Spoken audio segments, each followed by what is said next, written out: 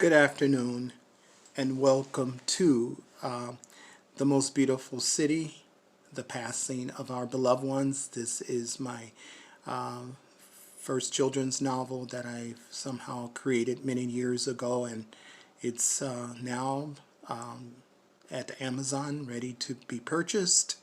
And today I'm going to continue reading chapter 1, The Tragedy. Before I do this, I would like to set the purpose for this book and the reason why I felt the burden to produce it and create it as well.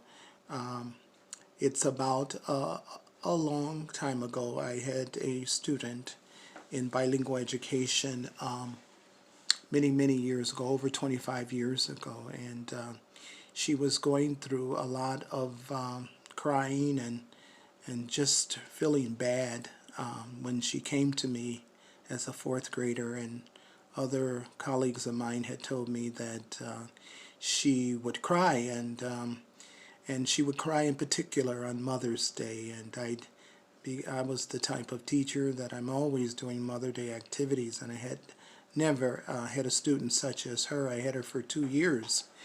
I've given her the name, the character's name of Alicia. I had to change her name, and I wouldn't be fair for me to share her real name with you as the listeners.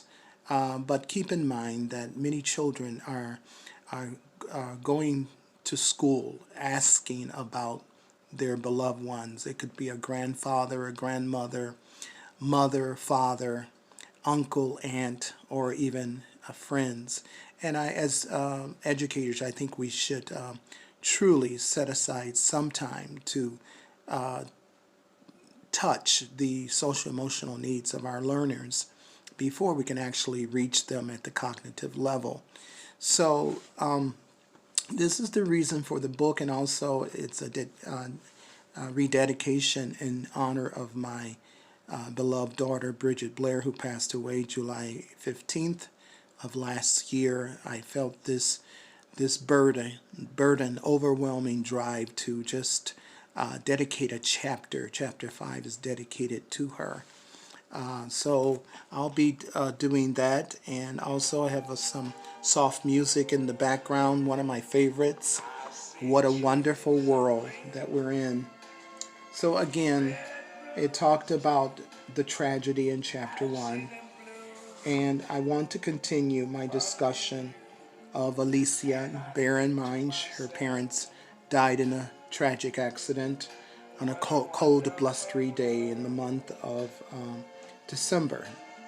And she's heartbroken, and she's only, at this particular time, she's about 6 years of age, 6 or 7.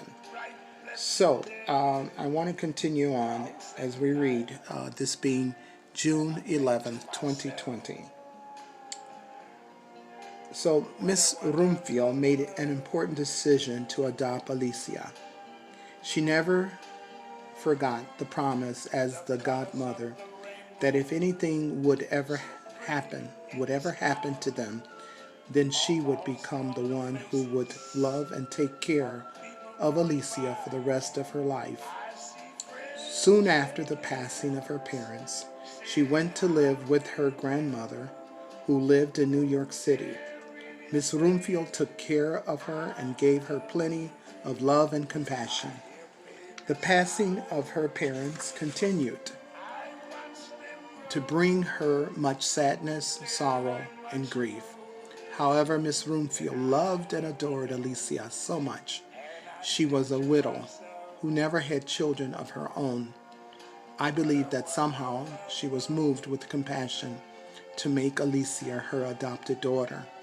As time passed by, their relationship grew stronger and stronger, and Alicia would always keep the memory of the love that she had for her parents hidden deeply in her heart. So I'm going to end right there, and I want to present this slide presentation on the major themes throughout the most beautiful city.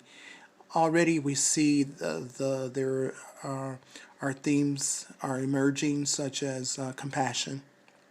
Definitely with Miss Roomfield, she had compassion, and that's why she adopted, I believe, Alicia.